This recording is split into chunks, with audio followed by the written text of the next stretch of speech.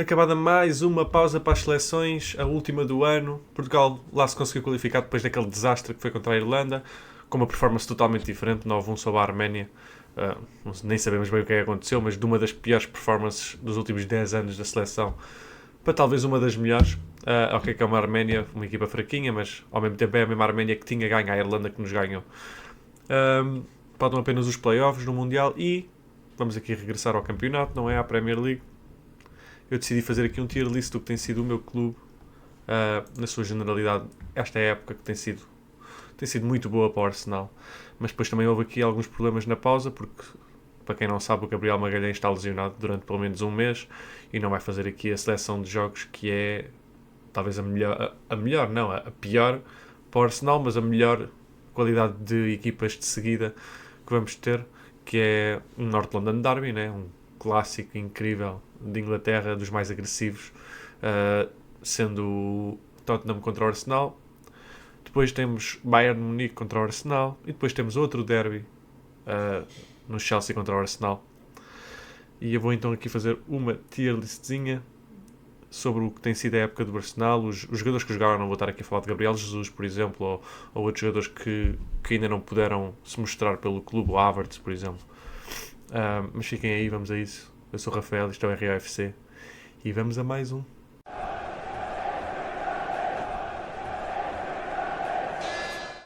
Começamos então esta tier listzinha e, obviamente, primeiro que mais nada vem os guarda-redes, como sempre nestas conversas.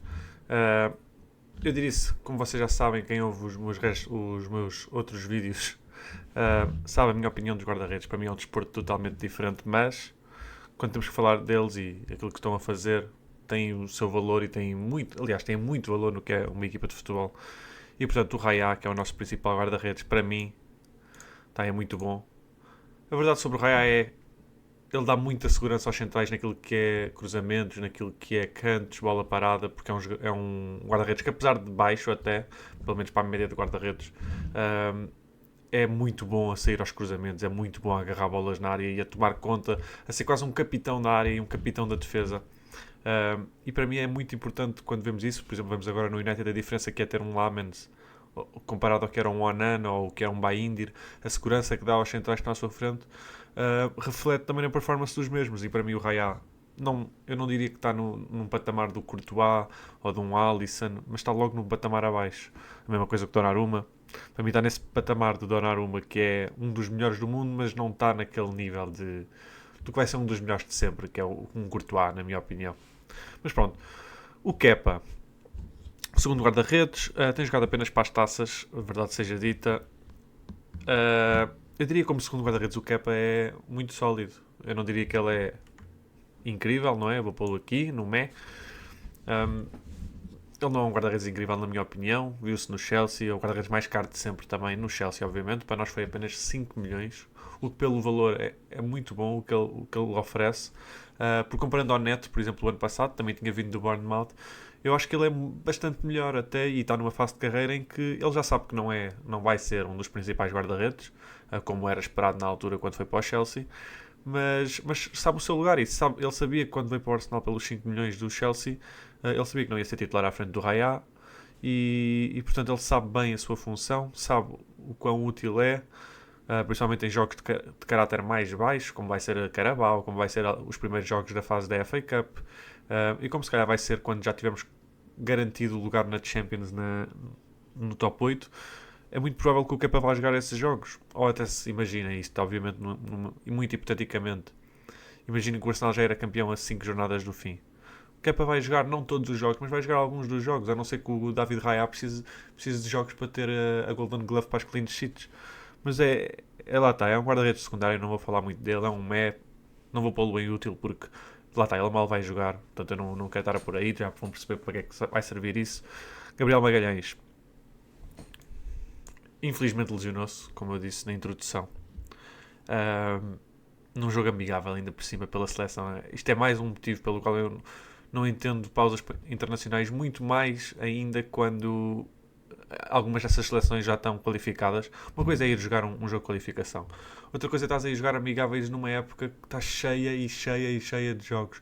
Eu sei que veio o Mundial e as equipas têm que treinar, Mas, pá, o Gabriel Magalhães joga todos os minutos no clube. É óbvio que é um dos melhores centrais no mundo. Eu não vou estar aqui a dizer que é o melhor ou não é.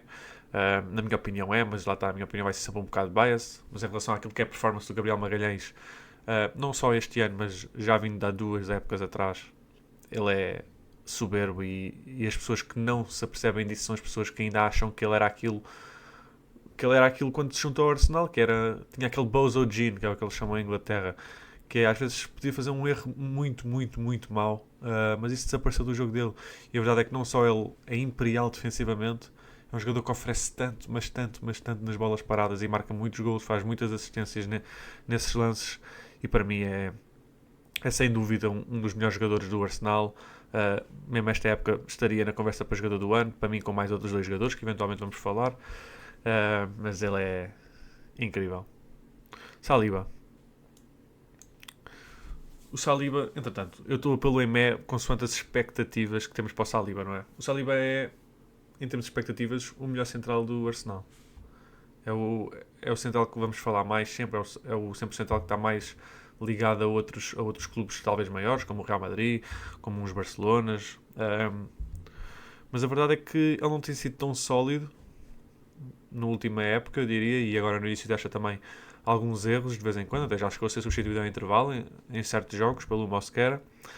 Obviamente ele é incrível, eu não estou a dizer que não queria o Saliba como titular na equipa, acho que ele é mesmo soberbo e ele dá um equilíbrio com o Gabriel Magalhães muito bom, no sentido de um é muito bom com a bola, o outro é muito bom naquilo que é liderar a defesa, naquilo que é ser um destroyer, de ganhar muitas bolas. E o Saliba é um talento excepcional, não é? Ele é muito novo ainda, por isso ele estar aqui, ele também para mim é um dos melhores centrais do mundo, mas já está, isto é consoante as expectativas e sabendo que o Arsenal tem uma das melhores defesas do mundo. Mas para mim ele está a ser, dos 4 da defesa, provavelmente está a ser o pior este ano, o que não é dizer muito porque lá está. Nós temos a melhor defesa da Europa. Mosquera, aí está, o primeiro central que falamos em termos de ser o substituto de um dos, seja do Gabriel, seja do Saliba, ele tem sempre entrado, se bem que o Hincapié, que vamos falar a seguir, tem-se juntado agora mais a central à esquerda quando o Gabriel não pode, e não sei quem é que vamos ver, mas sinceramente eu estou a sentir mais que vai ser o Hincapié o titular nos jogos sem Gabriel, mas vamos ver. Em relação ao Mosquera, jogador muito sólido, jogador muito útil pelo valor de 13 milhões, é um negócio mesmo incrível. Obviamente não está no nível dos 2 titulares, na minha opinião, mas é um jogador que é incrível ter no banco e é um dos que mostra o quão ridícula é a profundidade do plantel do Arsenal. Hincapié, a mesma coisa. Se calhar ainda punha mais, um passinho mais à frente, e é por isso que eu vou pô-lo aqui. Um passinho mais à frente só pelo facto de ele também poder ocupar aquele lado esquerdo. No caso do Calafiori se lesionar e precisamos de um jogo mais físico que o Luís Kelly não pode oferecer, apesar do Luís Kelly também ser físico, mas não ter aquela apetência defensiva que o Hincapié tem. É um empréstimo muito bem pensado pelo Arteta, pelo Arsenal, de um clube que é assumido e que estava assumida antes da saída de Xabi Alonso, como o Leverkusen, e o Hincapié era uma das peças importantes desse Leverkusen, e neste momento é um backup no Arsenal, e isso, lá está, mais uma vez, como o Mosquera, mostra muito o que é a profundidade do plantel do Arsenal. Calafiori, poucas palavras para descrever principalmente depois das lesões todas do ano passado, do Luís Kelly ter tomado conta do lugar na lateral esquerda. O Calafiori tem sido incrível. Primeiro, ele nem é bem um lateral esquerdo, não é? Ele é um 10, ele é lateral esquerdo, ele é extremo direito, ele é médio centro, ele faz o que tu precisares, ele está em todo lado do campo. É um jogador que desequilibra tanto ofensivamente pelo facto de se juntar a posições estranhas e muda a forma como as equipas têm de defender, mas ao mesmo tempo é muito sólido na defesa e por isso sabemos que ele no Bolonha e na seleção italiana é um dos centrais, não é lateral.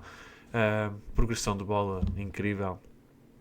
E sabendo o quão bom o Luís Kelly é e a época que teve o ano passado, o Calafiori estar a sentá-lo mostra o quão bom ele é como jogador. E eu não vou pôr nos jogadores do ano, porque não diria que está no nível dos 3, pronto, que eu falei, incluindo o Gabriel que já lá está, mas vem logo a seguir, vem nessa conversa. Mas passamos então a um desses 3. Eu até tinha à frente, sinceramente. Julian Timber é... Eu já tenho dito nas minhas redes sociais, se não segues o meu Twitter, tens na descrição em baixo. Eu vou lá fazendo uns takes. O Timber, para mim, principalmente agora com a lesão do Hakimi, que é assumidamente e obviamente o melhor lateral direito do mundo. Não estou a tentar pôr o Timber na discussão com o Hakimi. O Hakimi e o Nuno Mendes são os melhores no mundo nas suas posições a uma larga distância, na minha opinião. Mas logo a seguir, para mim, veio o Timber na lateral direito. Mas o Reece James isto, o Reece James antes das lesões todas e isso tudo, incrível. E mesmo agora ele é muito bom jogador. Mas o Reece James joga muito no meio campo. E o Timber, a forma como ele passa por jogadores parece um extremo. E nunca falam do jogo ofensivo do Timber, apesar de ele ter golos, ter assistências. E depois a capacidade de 1 para 1, defensivamente. Não só o ano passado, quando bloqueou completamente Vinícius, deu muitas dificuldades ao Kvaratskhelia também no jogo contra o PSG. Mas é um jogador mesmo incrível. É um jogador que, mais uma vez, pode jogar em qualquer posição da defesa. Nem sequer é só à direita ou à central. Ele pode jogar à esquerda, pode jogar a trinco.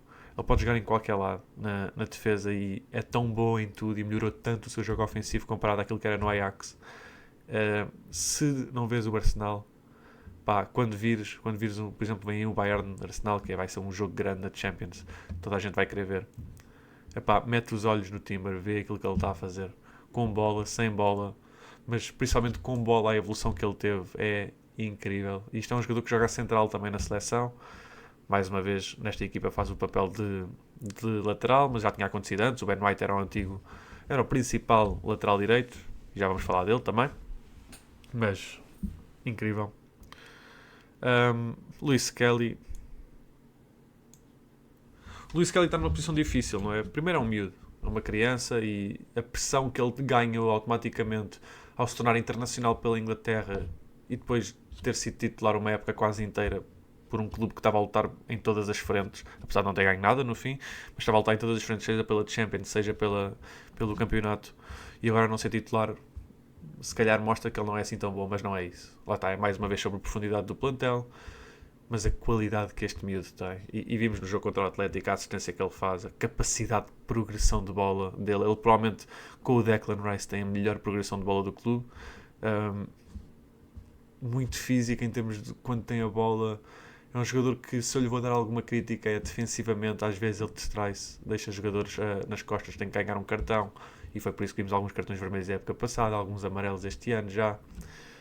Mas é um jogador que também vai fazer a sua transição para o meio campo garantidamente e dá profundidade, seja a lateral esquerdo, seja no meio campo.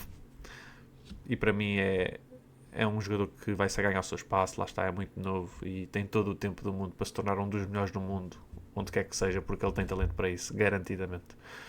Benny Blanco, imagina, eu gostava de o pôr no útil, não é? Porque ele é o defesa substituto do Timber, mas ao mesmo tempo o Ben White é um bom jogador.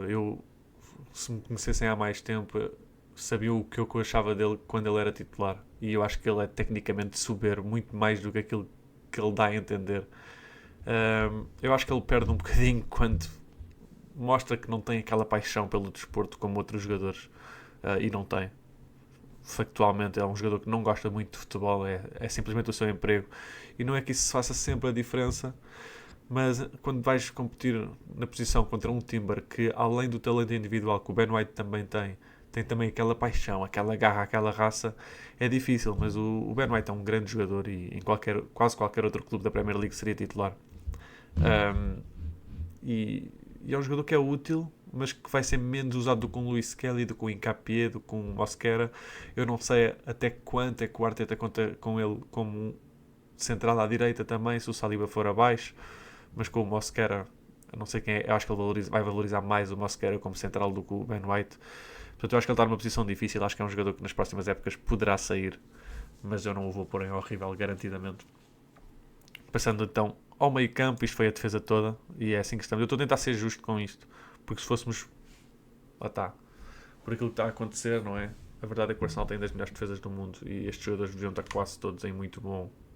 Mas lá está, eu tenho que ir com aquilo que está a acontecer com o clube, e o clube está a ter grande época, este grande arranque. Martin Zubimendi, grande contratação. Esta é daquelas contratações, ao contrário do Gyökeres, por exemplo, é daquelas contratações que era garantido que ia funcionar, no sentido de toda a gente sabe o que é que o Zubimendi vai oferecer. Recuperação de bolas, controle de jogo. É um Rodri não no mesmo nível, porque o Rodri naqueles 3 anos é absolutamente ridículo, um all-timer, lendário.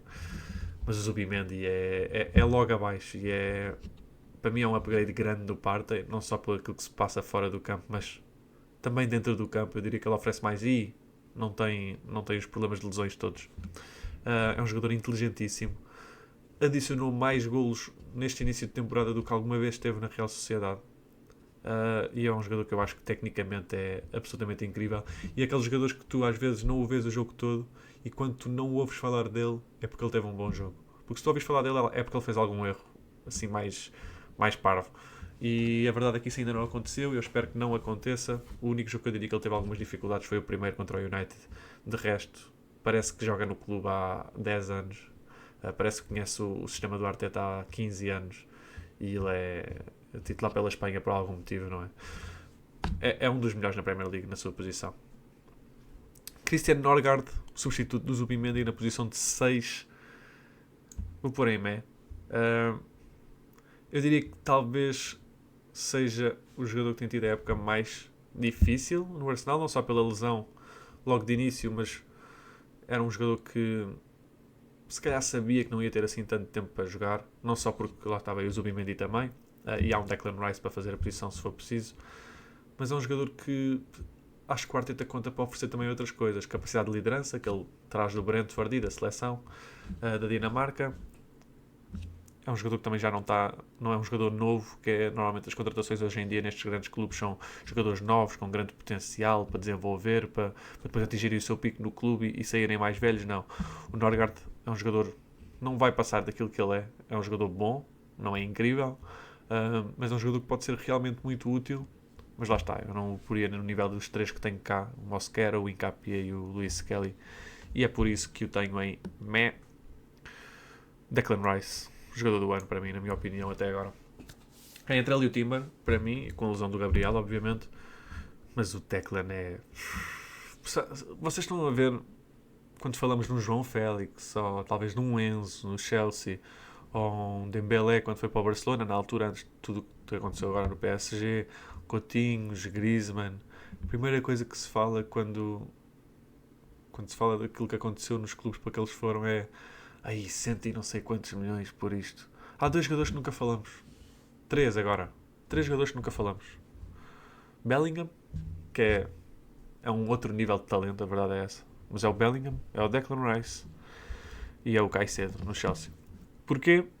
Porque são jogadores que oferecem tanto e que não têm jogos maus. São tipo... São jogadores tão excepcionalmente consistentes que oferecem tanto. E o Rice, a verdade é que vem de um West Ham sendo capitão, o capitão mais novo talvez do clube.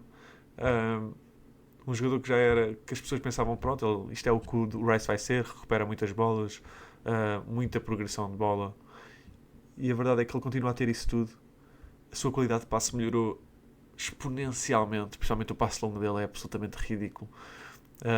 E depois obviamente, temos que falar, quando falamos do Rice, as bolas paradas, porque é um jogo muito importante no Arsenal e muito importante hoje em dia no futebol mundial. O Declan Rice está na conversa para ser um dos melhores batedores de bolas paradas, não estou a falar só de livres. É um dos melhores batedores de bolas paradas do mundo.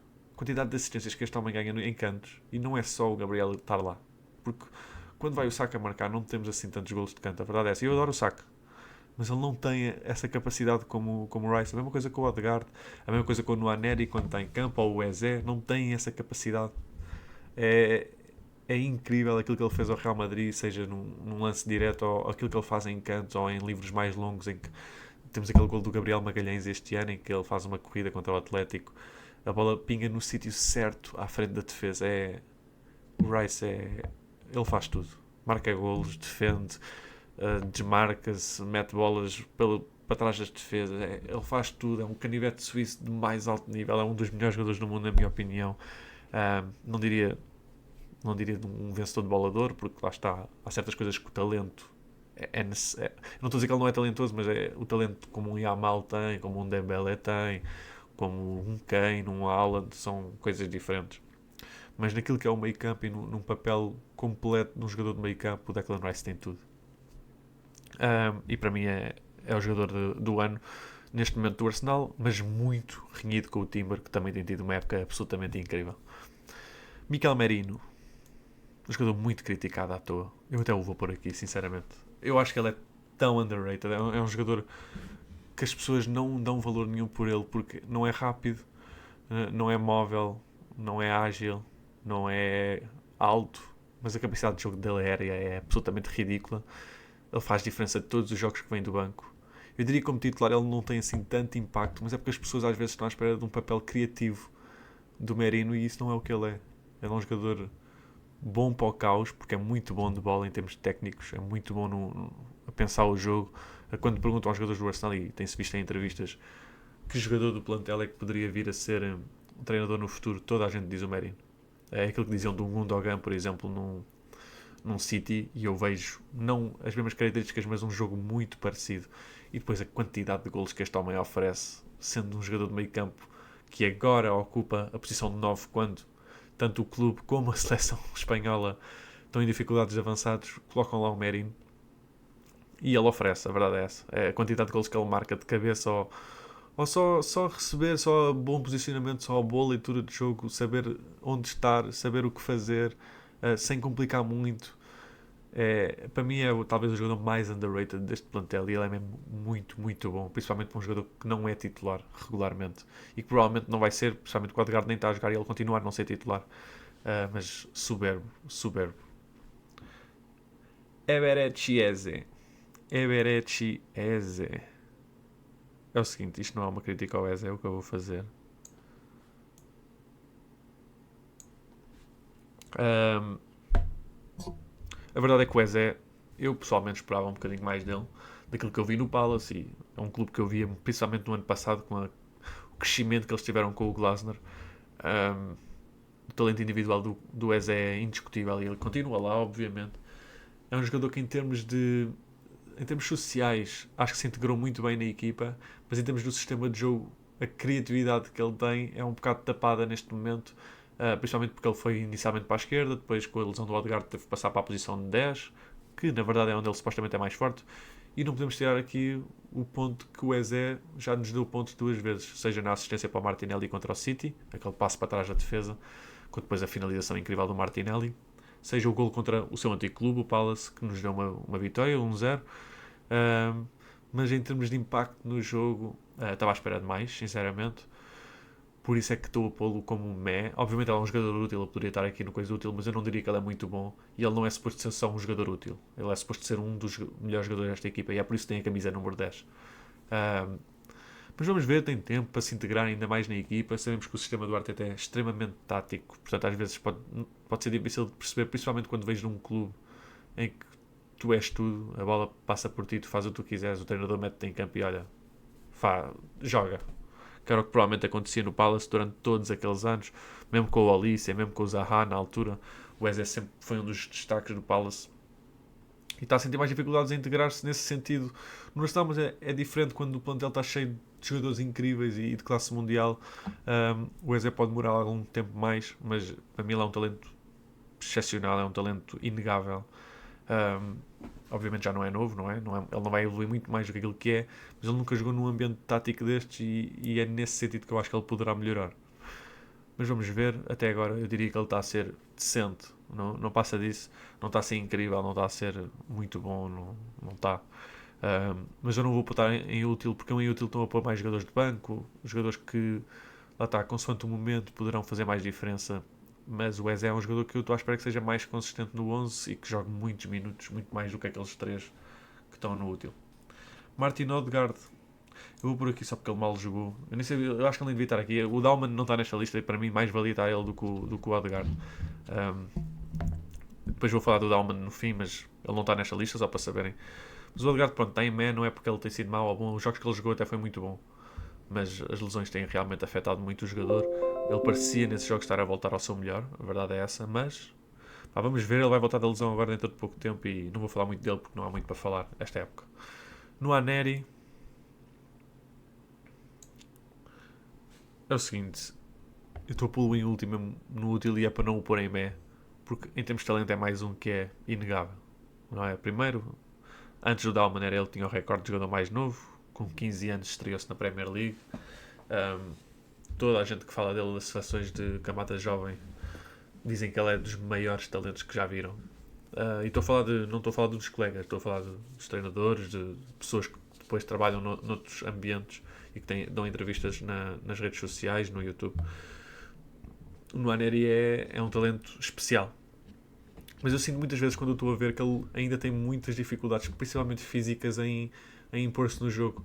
E até senti mais vezes o Dauman mais confortável no seu papel na equipa do que o Nwaneri. Se calhar é porque o Dauman é mesmo ainda muito miúdo e tem 15 anos e não sente pressão nenhuma, e o Nwaneri já está com 18, já não é um miúdo, já está a ser falado há algum tempo, e se calhar já está com mais pressão de coisa. E depois com a contratação do Eze, a presença do Odegaard, depois à direita, que é outra posição que ele faz, contratámos o Madueke, temos o melhor jogador do clube, o Saka. A verdade é que o Nwaneri pode se sentir num momento, se calhar um bocado do tipo, onde é que eu tenho espaço aqui? Porque realmente é muito difícil para ele vir a calçar neste Arsenal nos próximos anos. Eu sinto que o melhor para ele era um empréstimo, muito sinceramente, e está a ser falado isso para o inverno. Mas ao mesmo tempo ele é um jogador muito útil no plantel se mais algum jogador for abaixo. Imaginem que o Saka se lesionava novamente. Madueke é titular, verdade. Mas nós precisamos de substitutos para esses jogadores que estão todos os jogos a correr, e um jogador como o Madueke, como o Saka, que estão sempre com a bola e gostam muito de enfrentar defesas.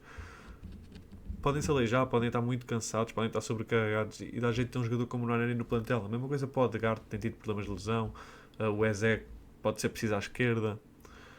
Esta profundidade é muito agradável no Arsenal, mas ao mesmo tempo o Nwaneri, para o seu desenvolvimento e por si mesmo, se calhar tem que ser um bocado mais egoísta e pensar que precisa de jogar mais tempo, até porque noutros clubes ele seria titular garantidamente. Não estou a dizer top 5, 6 da Premier, mas há muitos clubes em que ele provavelmente seria um dos melhores jogadores até. Vamos ver o que é que acontece com ele. Jogador útil, de qualquer forma. Muito, muito talentoso, sem dúvida, mas acho que ainda muito cru mesmo. Mais do que o Luís Kelly, por exemplo, no mesmo que eles vêm ao mesmo tempo da academia, e o Nwaneri era mais falado, e o Luís Kelly acabou por se integrar muito melhor na equipa A e no sistema do Arteta. Mas pronto, vamos para a estrela do clube. Eu vou pô-lo em último, de muito bom. Porque o Saka não tem tido aquele output, aquela quantidade de golos e assistências que tem tido nas outras épocas. A verdade é essa. O ano passado ele, antes da lesão, estava a caminho de uma época histórica nos números de Salah. Já estava com números ridículos comparado ao Salah no início da época. O Salah que acabou por ficar em quinto na bola de ouro. A diferença é que o Saka não precisa de golos nem assistências para ter impacto no jogo.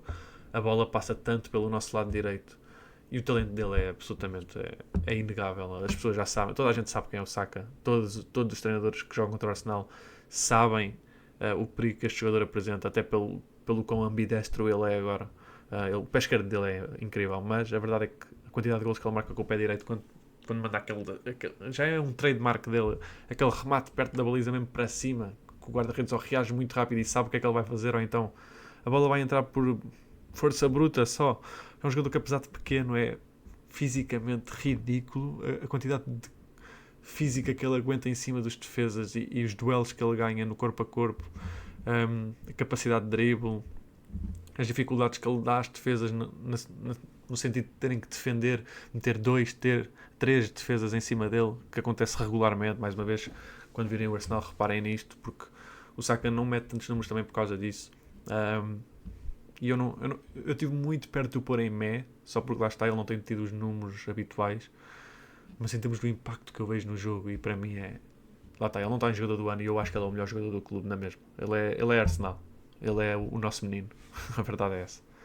Madueke, estou um pouco cagando se ele só jogou 3 ou 4 jogos. Os jogos que ele jogou, ele foi incrível. Depois lesionou-se e não marcou golos, não fez assistências, mas a quantidade de chances que ele fez, a quantidade de 1 para 1 que ele forçou e que ganhou, eu não esperava isto do Madueke quando ele veio do Chelsea. E a verdade é que, já falei de outros jogadores, estamos a falar também das expectativas que tínhamos para os jogadores. Eu não tinha expectativas daquilo que vi do Madueke quando ele se juntou. Talento sempre esteve lá, no Chelsea já sabíamos, mas a raça que ele ganhou quando se juntou ao Arsenal, para mim é diferente. Parece que ele sente muito mais o clube agora, se calhar porque também está a lutar por mais. Eu não quero dizer que o Arsenal tem mais sucesso que o Chelsea nos últimos anos, porque não tem, mas é no sentido de o Arsenal é muito melhor equipa e tem um ambiente muito melhor neste momento, já há uns 3, 4 anos, do que o Chelsea. Eu sinto que o Madueke se integrou tão bem na equipa e logo aqueles primeiros jogos mostraram isso. Eu vou deixá-lo aqui, lá está, não vou falar muito mais dele porque mal jogou, mas o que jogou foi mesmo incrível. E jogou mais que o Odegaard, que mal jogou. Martinelli, útil em primeiro, e é para não dizer muito bom. Eu sou muito crítico do Martinelli, e eu até fiz um vídeo de desculpa ao Martinelli. Porque aquilo que tínhamos visto há 3 épocas, que o Martinelli foi muito bom com o Saka, mais ou menos os mesmos números dos dois. Obviamente em termos de quando vemos o jogo sabemos que o Saka é outro nível. Mas este ano ele voltou a esse nível. Em vez de ter baixado, que foi o que aconteceu, e estávamos à espera que ele subisse, ele voltou a esse nível e esse não está melhor. E ele agora tem uma função diferente, porque ele é mais um jogador que vem do banco, e é um jogador que vindo do banco é muito importante, principalmente porque ele joga tanto à esquerda como no meio, às vezes até à direita, mas eu diria que ele é melhor nas outras duas. E é um jogador que tem marcado muitos golos, tem mostrado alguma frieza no 1 para 1, e acho que tem, retirando eu o que disse há uns anos, acho que tem lugar nesta equipa se ele aceitar o facto que não pode ser titular todos os jogos. Trossard. O Trossard era provavelmente o jogador que eu mais queria falar quando estava a pensar em fazer este vídeo, porque inicialmente ia fazer um vídeo para o derby, mas prefiro fazer depois, ver o jogo e falar depois do derby contra o Tottenham. Quando estava a pensar em que vídeo fazer, lembrei-me de fazer isto por causa do Trossard, porque vejo tanta conversa na internet o Arsenal precisa de um lado esquerdo mais forte, ainda bem que foram buscar o Eze para poder fazer aquele lado, não sei o quê, o Martinelli se calhar devia ser titular, se calhar deviam se reforçar ainda mais, se calhar o Madueke quando voltar da lesão vai para aquele lado esquerdo. O Trossard tem sido absolutamente incrível. O Trossard tem sido mesmo muito, muito bom. Na minha opinião, melhor que o Saka esta época. E isso diz muito. É mais difícil para o Saka ter impacto quando tem sempre 3 que fazem em cima dele e o Trossard está sistematicamente no 1 para 1. Mas o Trossard, a capacidade de finalização, os dribles, porque ele não é rápido, não é? Ele não é um jogador explosivo, não é um jogador que vai passar tipo, pelo jogador no sentido de velocidade, meter a bola para a frente e passar como o Martinelli, até como o Saka, às vezes o Madueke é a mesma coisa. É um jogador tão crafty, é um jogador que cria coisas do nada. Vimos a forma como partiu as canelas ao Porro ano passado. Mas a verdade é, isto é um stat ridículo. O Trossard, desde que se juntou ao Arsenal, é o segundo jogador com mais golos. Apenas o Saka tem mais. Isso é ridículo. Mostra a qualidade que ele tem. E já sabíamos que ele era muito bom no Brighton. É um jogador que eu sempre fui fã. Eu já vejo a Premier League há alguns anos, assim, mais atentadamente, não só o Arsenal, mas assim ao resto da liga. E o Trossard é sempre um jogador que eu fiquei... Este gajo devia estar num clube melhor, pá. Este gajo tem qualidades para jogar num dos maiores clubes do mundo. Se calhar não como um dos melhores jogadores, mas como um grande talento. Mas é isto, para mim tem sido mesmo muito bom. E depois, por fim, o Gyökeres eu vou pôr no topo do Mé. Porque a verdade é, a expectativa para o Gyökeres era um jogador que ia marcar 30 golos. Vamos ser sinceros. Melhor ponta de lança da Europa, supostamente. Ganhou até o prémio na gala. No Sporting, incrível. Fui ver algumas vezes ele ao estádio de Alvalade e realmente o talento é inegável. O impacto que ele tinha nos jogos do Sporting, ridículo. Mas tem tido muitas dificuldades de adaptação. Eu acho que ele oferece muito ao jogo e facilita um bocado o trabalho do Saka, por exemplo, com a quantidade de jogadores que ele puxa e com a fisicalidade. Mas eu diria que não é só dificuldades dele, é também dificuldades do sistema de incluir um jogador como ele, que tecnicamente não é o melhor. E aquilo que oferece às vezes não é aquilo que o Arteta procurava, por isso é que se calhar o Arsenal até teve mais ligado ao Isaac e ao Sesco antes do Gyökeres e depois do nada quis ficar então com o Gyökeres, talvez pelos preços dos outros dois. Mas acho que é um jogador que no futuro vai garantidamente melhorar. Nas últimas jornadas já tinha andado a melhorar até à lesão, mas acho que também mostrou quando empatámos com o Sunderland que a presença dele faz diferença em campo. E é um jogador que para mim no fim vai estar em muito bom, garantidamente, sinceramente, acho mesmo. Acho que se tem entrosado muito melhor nos últimos jogos. Mas vamos ver. Isto é a listinha, é o que eu tenho. Não tenho ninguém horrível, não sei se repararam. Mas é tudo por hoje. Isto foi o vídeo, foi a minha tier list dos jogadores até agora do Arsenal. Mais à frente na época devemos ter outra, ou se calhar só no fim da época. Foi mais um. Até à próxima. Não se esqueçam de deixar um gostozinho, de subscrever, deixar a notificação do sino e deixar o feedback que quero tentar ser melhor. Tive também um bocado mais, tive uma semana assim mais coisas, não só pela pausa internacional, mas também tive um bocado doente nos últimos dias. Era para ter já postado um vídeo há mais uns dias, mas não consegui mesmo porque estava mal. Mas é isso, até uma próxima.